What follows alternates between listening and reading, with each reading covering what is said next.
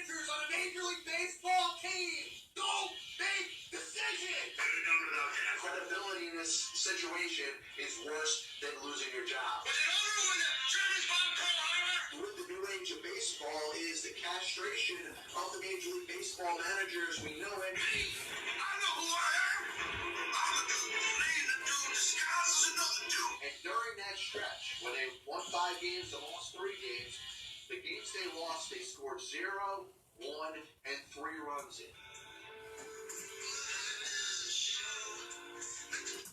Good morning, everybody. This is another edition of the Pass Ball Show brought to you by 2A's One Passion Food Truck located in Scranton, Pennsylvania, by JohnPielli.com, also by St. Aloysius Church and School in Jackson, New Jersey. I'm going to make a quick adjustment to the first camera and hope today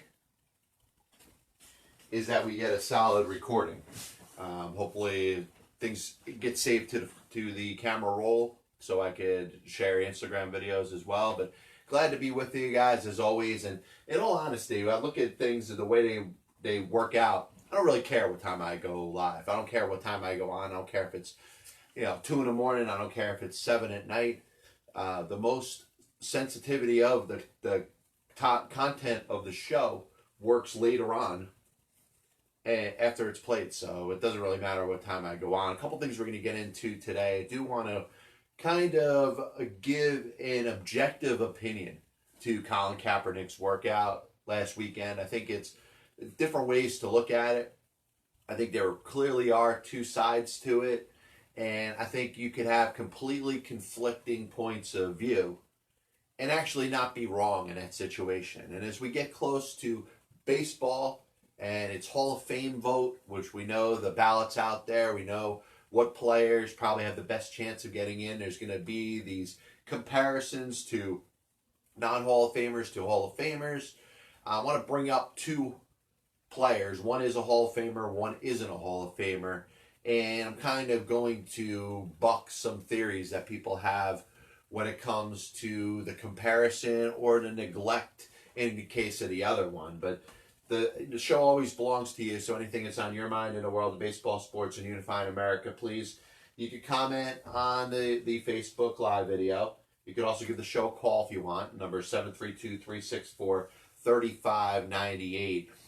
So Colin Kaepernick had his workout, last Saturday. Kind of a bizarre situation. The NFL not setting it up for early in the week to give teams the most opportunity to attend. It was almost kind of like done in a half-assed way. And I think it's kind of something that you give him every right to be ticked off about. Because, the NFL for the last 3 years has basically said, we're not holding you back. We're not the reason that you're not playing in a National Football League. You're not a quarterback anymore in the NFL because you can't play anymore. You're not as good as the other players that are there. The teams don't want you because of your lack of talent. And that's basically what Colin Kaepernick has been told for the last 3 years. Now you want to take the other side of the argument, and you wonder if Colin Kaepernick is 100% committed to wanting to play football in a league again. Because really, if you haven't figured it out by now, you certainly would have known by watching the reaction, his comments after his workout last Saturday, and his overall point of view. And you really start to question whether he really does want to be out there. Now, listen, he went out there and he had basically his photo shoot. He was out there with with no shirt on, showing his hair, styling.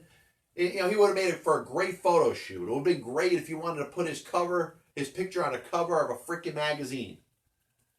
But what did he prove by throwing a couple balls deep downfield that would make any one of the 32 NFL teams to say, hey, this is the guy that I want quarterback in my team? It's worth it to invest anything, as we hit what we'll call the opening point here at the Pass Ball Show. Is it worth it to invest anything in a guy that's been out of the league for 3 years? Now, we could dispute or debate the reasons why he's been out of the league for the last 3 years. And certainly one of the things that I've said when it comes to Colin Kaepernick and when it comes to really any athlete in the world of sports, but most importantly, any employee in any sort of profession. You have the right to work. If you're eligible to work and you haven't done anything that requires termination from said employer, you should have the right to work. So what the perception is in regards to the NFL owners and the NFL teams is that there is some sort of collusion keeping Colin Kaepernick from working in a National Football League, and I do have a problem with that. But Colin is making it very difficult for even the diehardest of supporters to believe that he is really committed to playing again in the National Football League. Because there are concessions on his side. There are things that he could have done to put himself in a position to play in training camp this year, to put himself in a position to have a better workout that's seen by more scouts, more teams, more people there. The changing of the location because the NFL wasn't going to videotape it. Okay, we can talk about the back and forth that goes on and Colin Kaepernick's perception that the NFL just doesn't want him back. The NFL's maybe perception that Colin Kaepernick is all about just getting his name back out there and he could care less about playing again. I think there's two things that are very important here. Number one, his right to work. If he wants to work, he should have the ability to be signed by a National Football League team. And the fact that that hasn't happened yet, it is borderline between a joke and an embarrassment. It's a joke because you look at the quality of quarterback in a National Football League, and you look at guys like Luke Falk getting a chance. You look at anybody with the last name of Allen getting a chance to be a quarterback in the National Football League. You look at Tom Savage for about 2-3 years. The guy proved he couldn't throw a pass in the National Football League, getting chance after chance after chance. And you tell me that all these quarterbacks are better than Colin Kaepernick? From that perspective, I think you're wrong. This guy should at least get a shot. Now, I'm not saying he needs to be somebody's starter and play 16 games. Obviously, the fact that he was, 1-11 or 2-12 in his last couple starts as a quarterback in the National Football League for the San Francisco 49ers, yeah, that's important to bring up. But the question is, 3 years later, you add that to it. Certainly isn't going to make it easy. But you're going to tell me that every quarterback in the National Football League that's playing, that's getting any sort of PT right now, is better than what this guy could offer. Now you can talk about the sideshow and the media attention and all the different things that are going to happen if this guy ends up signing. And I get it. It's going to be a distraction. If you're talking about a good team that's trying to get over the top, you don't want anything to get in your way of that. And I understand that. And I understand why any one of the 32 teams, owners, the general managers, the whole construction of their front offices would decide not to bring this guy in. And that's why I question whether or not he really wants to play again. Does he want to be an NFL football player? Does he want to be a quarterback? Or does he want to be a martyr? Does he want to be that guy that's going out there last Saturday for basically a photo shoot? Which pretty much is what it looked like. Now you want to say the NFL has some sort of say or some sort of, reason that this happened this way? Sure. Did they have some say in it? Yeah. They made it very tough for Kaepernick. They could have very well said, hey, you could have this workout, but there's going to be no videotapes of the workout, so you know what? We can make it my word against yours. We could say that you sucked at your workout, and you could say that you were great. So I see some sort of deviousness from the National Football League to this day. They're not exonerated in this situation. They have not handled this situation well. And I think they do, up to a certain point, have every right to be pissed off. Not just, what Kaepernick did by causing the distraction, but the fact that it became a major thing in the National Football League. Changed perception of a lot of fans. Now, not that those fans were right, not that those fans were wrong, not that you were right or wrong if you supported Kaepernick or you didn't support Kaepernick, or you supported the players' rights to do what they did, or didn't support the players' rights to do what they did. But it created a distraction which the league didn't want anything to do with. You know that was an absolute fact. you also know that the NFL for about a year and a half took a ratings hit when this happened. So you're thinking of 32 owners that are looking at their product, their investment, the billions and billions of dollars they already have, and they see themselves losing money. It's not going to make them any more interested in wanting to bring in a person that basically they could blame for that entire movement. And like I said, this isn't about the facts. This isn't about talking about, issues that are going on in inner cities. This is not about talking about the reasons that Colin Kaepernick had this protest. And you know what? I'm not in a position to say whether that was right or wrong. I see where he's coming from. Do I think it's the right form? No. But I don't think he's wrong with anything that he said. What he brought up and a lot of players in the National Football League backed were things that we see clearly going on in this country. The treatment of minorities. You talk about how police officers do save your lives and are the first to defend you in a time of need. Well, there are racist police officers out there that are making things bad for the rest of them that aren't. But this isn't what I'm here to talk about. I'm talking about two things. His right to work, which he has, because he's better than a good amount of these quarterbacks that are in the National Football League with jobs right now. And my final point about this is my question over whether or not he wants to. And if he wants to come back, if he wants to play, I would just want to hear it a little more in his voice. Not, hey, I worked out, I threw a couple balls 50 yards. It's up to 32 teams. It's up to Roger Goodell going out there planning his speech, was his workout more about his speech, or was it about, exuding what he did on the field, that he could throw the ball, that he could drop back? Listen, there's retired quarterbacks that could do what Colin Kaepernick did last Saturday with no pads on, no competition. It's not like he's out there running 40s in front of you. He's not going through the equivalent of the NFL Combine at the end of the season for college football players. I don't know what he necessarily proved there. And in his mind, was he there to show on the field that he could play for these teams, or was he out there to plan his little speech afterwards, to be there for a photo session, to be there to be on the cover of People magazine, to be on the next Nike commercial? If he cares more about me being a martyr than a football player, that's fine. But just let it be known that you don't want to play football anymore. This copyright and broadcast is authorized under internet rights granted by the World Wide Web and is solely for entertainment of our audience. Any publication, reproduction, or other use of the pictures, descriptions, and accounts of this show without the express written consent of the Passball Show, JohnPLA.com, and John PLA LLC is prohibited. Any commercial or use of the program, such as by charging admission for a showing, is similarly prohibited. So, Hall of Fame ballot comes out. Obviously, there's a handful of players that are put there just for the sake of being put there.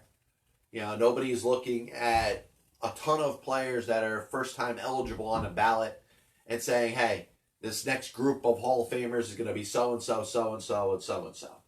We know about Derek Jeter. The question about Derek Jeter is not whether or not he's going to be a Hall of Famer. It's whether or not he is going to be the second ever unanimous player selected.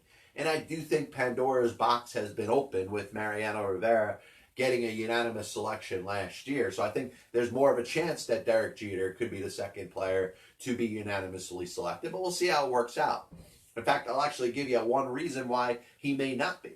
And that's the amount of deserving players that are still on this ballot. And I'm not talking about the first-timers. I'm talking about a guy like Larry Walker, who was on the 10th year, his last opportunity before, it goes down to the Veterans Committee. You obviously talk about the guys implicated in and with steroids, and Barry Bonds and Roger Clemens. You can talk about Gary Sheffield, Manny Ramirez, Curt Schilling, who's basically not getting in the Hall of Fame because he doesn't get along with the media. So there's a series of baseball players that deserve at the very least more consideration, let alone full-blown enshrinement, that are on this list. And we could talk about cases that are made for other players, whether it's Andrew Jones, whether it's Scott Rowland. And I'm not saying that either one of them are borderline candidates. I think in a fair world, you can make a case that Rowland 1 and then Jones 2 probably are Hall of Famers. But here's the one thing that I don't want to hear any more of. We talk about people that are saying, hey, I'm going to throw a bunch of stats out about this player and make a case why he's a Hall of Famer. I'm going to compare so-and-so to Harold Baines because we don't think Harold Baines was the most worthy candidate of being in the Hall of Fame. It works up to a certain point. But you got one of the most dominant hitters in baseball history that, yes, is being held out of the Hall of Fame because of his suspicion and likely use of performance-enhancing drugs, the fact that his body mass pretty much doubled, in the late part of the 90s, early part of 2000s, I get it.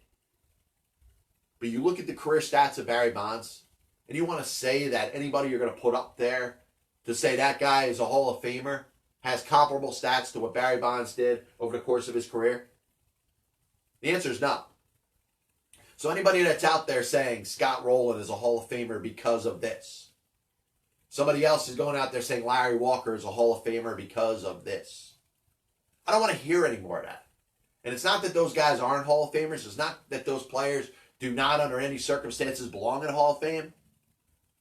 But Barry freaking Bonds belongs in the Hall of Fame. I put up some stats the other day. The only player in baseball history with 600 doubles and 700 home runs. One of 4 players in baseball history with a 440 OPS and a 600 slugging percentage. You know who the other 3 were? Babe Ruth, Ted Williams, Lou Gehrig. That's the kind of player Barry Bonds was. And you want to talk about, how you want to control the game and hold against what players did. Barry Bonds, by using steroids, only hurt himself. He likely shrunk his own testicles. He likely put himself in a position where he may live a shorter life because of the choice that he made. He's hurting only himself. And you want to say, hey, it's hurting the game. Oh my God, look at the precious game of Major League Baseball, the innocent game of Major League Baseball that for 150 years has had no deviousness and nobody has ever tried to compromise the integrity of the game. I think you're crazy if you say that. Because you're looking at a game in the 19th century that had criminals that mistook themselves for baseball players. People that were committing murder were playing professional baseball. We got baseball that just like this country up through the 1940s. And I understand baseball when you're talking about, equal rights and, the movement for equality and to end segregation. It kind of did start with Jackie Robinson crossing the color barrier in Major League Baseball and helping the game integrate. But up until that point, baseball was just as ignorant as the rest of the country. Talking about a guy like Josh Gibson, who could have been one of the best Major League Baseball players ever if he got a freaking chance. But he was held out because he was black. So you want to talk about what's right? What about any of that? What about racism as it applied to the game until Jackie Robinson came into it? And the holding back and the oppression of anybody with darker skin. You want to talk about pitchers that used the spitball for years. How many of those guys are in the Hall of Fame? Gaylord Perry likely used the spitball throughout the majority of his career. Is in the Hall of Fame. We'll talk a little bit about, and we'll have the author of the book, Baseball Gods in Scandal, about the Dutch Leonard affair. But you had 2 Hall of Famers that were potentially involved in deciding a game before it was played. So you're going to tell me that steroids and Barry Bonds is the worst thing that ever happened to baseball? How about the Black Sox throwing the freaking World Series 100 years ago? Almost destroyed baseball. And we're going to say that Barry Bonds destroyed the game of baseball because he used steroids. Forget about that. What we saw with Barry Bonds over the course of his career is something we may never see again. And sure, it could have been synthetically enhanced. It probably was. But he was the greatest baseball player in my lifetime. Certainly one of the top 5 or top 6 offensive position players to ever play baseball. So once again, I don't want to see any of your comparisons on your fringe Hall of Fame guys to guys that are already in Hall of Fame. Barry Bonds could be compared to anybody that's ever played in Major League Baseball history. He was Babe Ruth. He was Lou Gehrig. He was Ted Williams. And we got to see him in our lifetime. And if the baseball writers want to continue to hold that against him, shame on them. Because what we saw is one of the greatest players to ever play in Major League Baseball history. The other part of it that I want to talk about is you hear some comparisons to Tony Gwynn. And I never thought that Tony Gwynn would be looked at, almost 20 years after his career is over as a fringe Hall of Fame guy. But you look at some people that like to put the power stats up there, slugging percentage, OPS, somebody that hit more home runs, somebody that hit more doubles, will obviously have a higher slugging percentage than Tony Gwynn had over the course of his career. But Tony Gwynn did something that very few players in baseball history will ever do again. When he retired after the 2001 season, he finished his career with a .338 batting average. And you look at some players that got off to good starts. A guy like Joe Mauer kind of stays, fresh in my mind. But as they get older, they start to break down a little bit. It's very hard to maintain a batting average at that high. Tony Gwynn's .338 batting average was so impressive that there wasn't a player that retired in Major League Baseball history that had a higher batting average since Ted Williams in 1960. So you're talking about 41 years that went by, and there's nobody that retired with a higher batting average of .338 since Ted Williams. Nobody has since.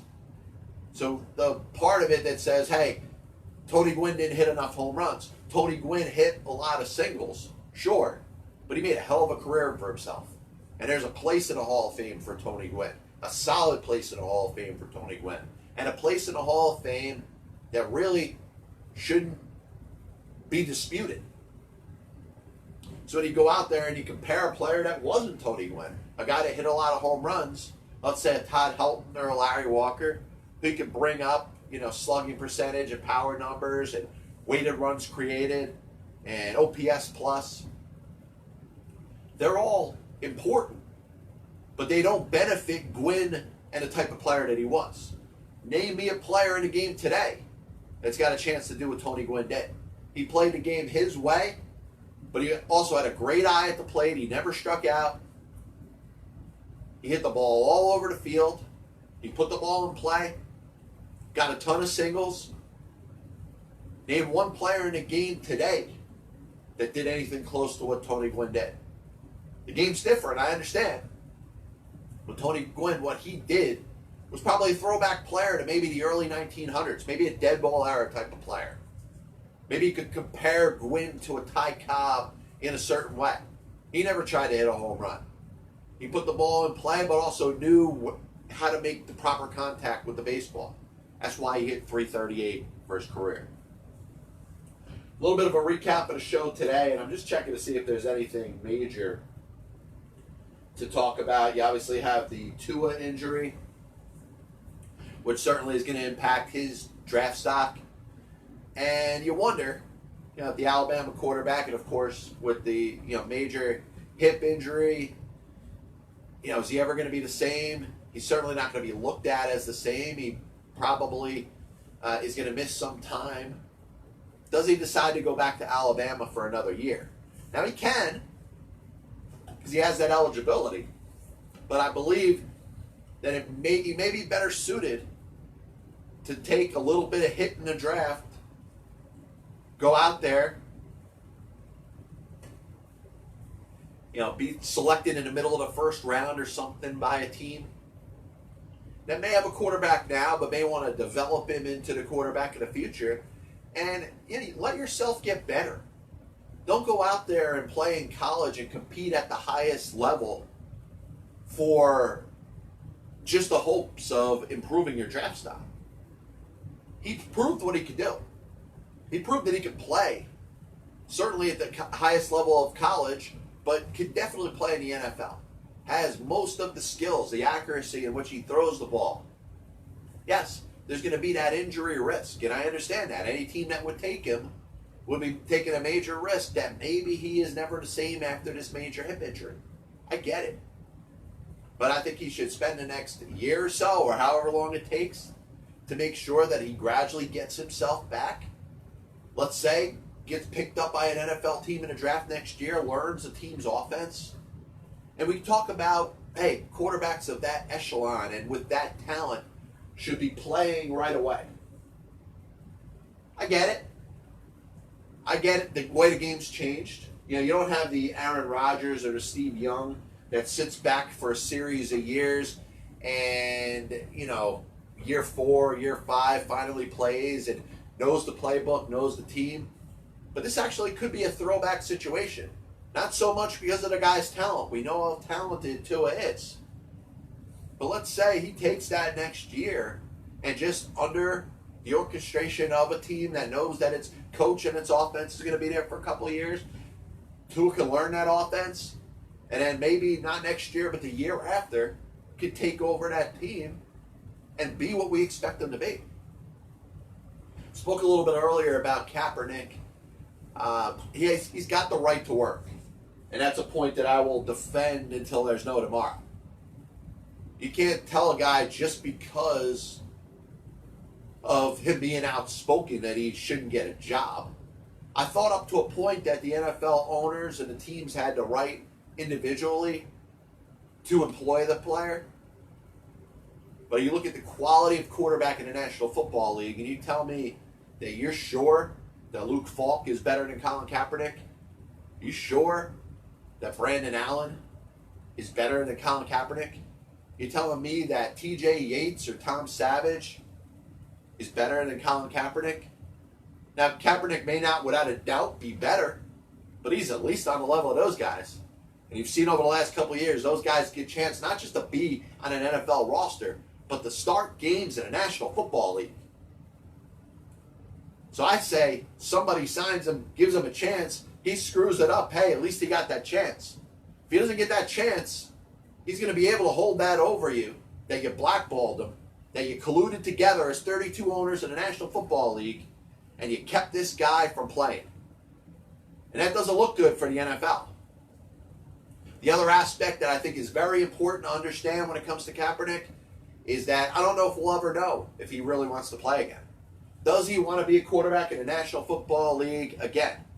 Does he want to be a martyr? Does he want to be a guy that's going to be on the cover of a magazine there for the photo shoot, look at the little videos of him throwing a ball, be on the next Nike commercial? Has he come to grips with the fact that his National Football League career is over? Was it all a scam run by the league and contributed to by Kaepernick? Has he come to grips with the fact that he's not playing again? Because if that's the case, then what's the sense of having this workout? And you can talk about the fact that the NFL may have staged this to kind of make themselves look good. And it's possible. But I want to know for a fact, without him just saying something to appease the crowd, does he really want to play in the National Football League again? I know it's been 3 years. I don't know. Maybe he could have handled it a little differently. Maybe the league could have handled it a little differently. But those are the 2 points. I'm wondering if Kaepernick does want to play. And I believe that if he does, he's got the right to work. Next time you're putting your comparisons of non-Hall of Famers to Hall of Famers, you need to think of one player that isn't in a Hall of Fame that's numbers trump that of anybody else that you're going to put up there as a Hall of Fame candidate. And that guy's name is Barry Lamar Bonds. Only player in baseball history with over 600 doubles and 700 home runs. One of 4 players in Major League Baseball history with an on-base percentage of 440 and a slugging percentage of 600 for their career. The other names, Ruth, Ted Williams, Gehrig. One of 3 players in baseball history with 1,000 more walks than strikeouts. The other 2, Ted Williams, Eddie Collins. Nobody else in baseball history had over 1,000 more walks than strikeouts. Barry Bonds' career is a Hall of Fame career. The numbers that he put up were Hall of Fame worthy. Nobody could dispute that aspect of it. The only thing that could be disputed is your opinion of quote-unquote cheating. And that goes back to making baseball to be this game where it's so sacred and everything that happens in a sport is always on the up and up. Yet you got players that threw World Series. You got managers that bet on baseball while they were managers.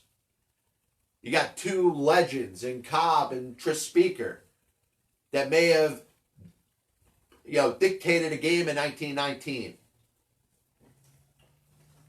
You got the spitball. You got scuffed baseballs. You got the Astros, manipulating cameras so they could see the opponent's signs. Cheating, deviousness, gamesmanship have existed in baseball for 150 years, which, by the way, early on in baseball, it was a criminal sport. You had murderers and, people with aggravated assault records, domestic violence. Where's the domestic violence crowd talking about the amount of domestic violence that was involved in baseball in the 19th century? And we're talking about this sacred game, this goody two-shoes game of baseball, where only the good should be enshrined. It's an absolute joke. Tony Gwynn, .338 batting average for his career. Something we'll never see in Major League Baseball again. So when people are trying to bastardize Tony Gwynn's Hall of Fame qualifications, I promise you, we may see another one of whatever player you're trying to compare Tony Gwynn to. We're never going to see another Tony Gwynn. We'll be back with you this Saturday. Lots of other stuff we're going to get into in the world of baseball, sports, and unifying America. Thank you. As always, this is the Passball Show brought to you by 2 Ways, One Passion Food Truck located in Scranton, Pennsylvania, by St. Aloysius Church and School in Jackson, New Jersey. Also, of course, by JohnPLA.com. God bless you. And as always, I'll see you on the other side.